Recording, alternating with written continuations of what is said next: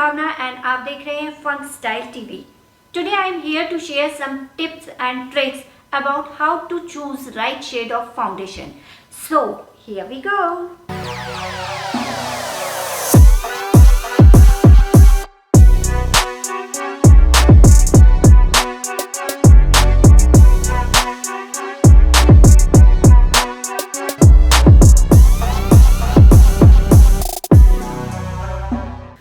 First of all, we need to understand why we need foundation.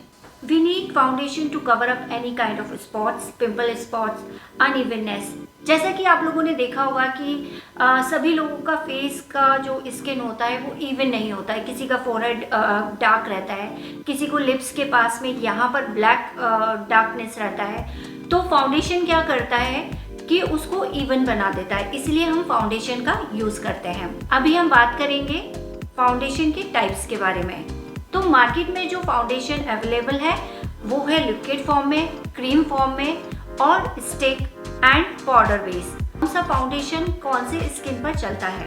तो liquid foundation जो होता है वो सभी स्किन पर अच्छा काम करता है। उसको हम ड्राई स्किन पर भी लगा सकते हैं, हम ऑयली स्किन पर भी यूज़ कर सकते हैं और बहुत ही ब्लेंड करने में ईजी रहता है। और हमारा जो क्रीम फाउंडेशन होता है वो ड्राई स्किन के लिए होता है या फिर नॉर्मल टू ड्राई स्किन पर भी हम यूज़ कर सकते हैं। और number third, stick foundation. Stick foundation जो होता है हार्ड टू ब्लेंड है, उसको ब्लेंड करना बहुत मुश्किल होता है और वो प्रोफेशनल यूज़ के लिए ही काम में लिया जाता है, जैसे ब्राइडल मेकअप्स हैं या फिर टीवी शोज़ या इन सब के लिए हम स्टिक फाउंडेशन का यूज़ करते हैं। रेगुलर यूज़ के लिए स्टिक फाउंडेशन नहीं होता है। और जो लास्ट फाउंडेशन है वो है powder foundation. Powder foundation oily skin पर बहुत अच्छा काम करता है और जो लोग मेकअप के लिए जो बहुत मेकअप करते हैं, जिनको मेकअप करना पसंद है, तो वो लोग भी पाउडर फाउंडेशन का यूज़ कर सकते हैं, क्योंकि पाउडर फाउंडेशन आप कॉम्पैक्ट की तरह अपने बैग में डालकर रख सकते हैं, कभी भी यूज़ कर सकते हैं। Now let's talk about undertones. तो अंडरटोन्स जानना हमारे लिए बहुत ज़रूरी होता है अगर हम फाउंडेशन खरीदने चाहते हैं तो, क्योंकि जब तक हमें अपना अंडरटोन नहीं पता होगा हम सही फाउंडेशन को चूज़ नहीं कर पाएंगे। I know it's a big tricky task. अगर आपको अंडरटोन अपनी जाननी है तो इसके लिए बहुत सारे मेथड है, बहुत सारे प्रोसेस हैं। जैसे कि पहला जो है वो है आप अपने वेन्स के ज़रिए आपका अंडरटोन जान सकते हैं। जैसे आप मेरे रिस्ट पर आप देख सकते हैं कि ग्रीन वेन्स हैं। इसका मतलब ये हुआ कि अगर आपकी रिस्ट में भी ग्रीन वेन्स हैं तो आपकी जो अंडरटोन है वो वार्म अंडरटोन है। और ऐसे ही किसी किसी के हाथ में ब्लू वेन्स होते हैं, अगर जिनके हाथ में ब्लू वेन्स हैं तो उनको कूल अंडरटोन है, और जिनके हाथ में दोनों वेन्स होते हैं उनका हम न्यूट्रल अंडरटोन बोलते हैं। Another way to determine undertone, jewellery test. Jewellery test के माध्यम से हम कैसे जान सकते हैं कि हमारा कौन सा अंडरटोन है? तो बहुत ही सिंपल है।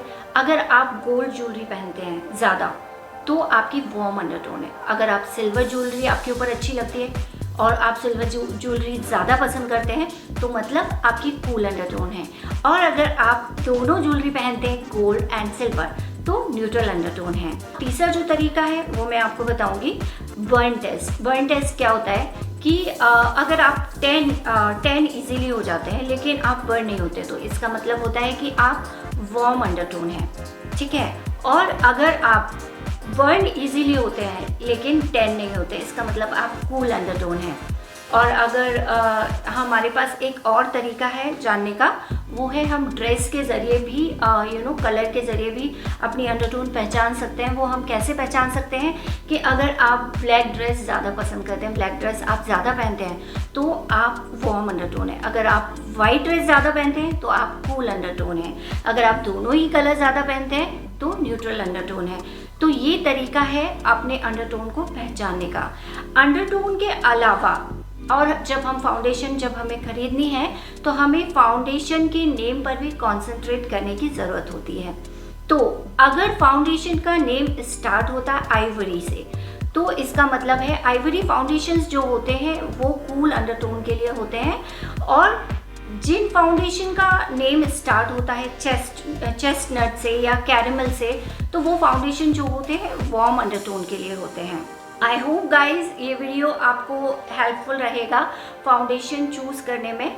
और अगर आपको वीडियो पसंद आया है तो चैनल को सब्सक्राइब करना ना भूलें और वीडियो को लाइक शेयर कमेंट ज़रूर करें।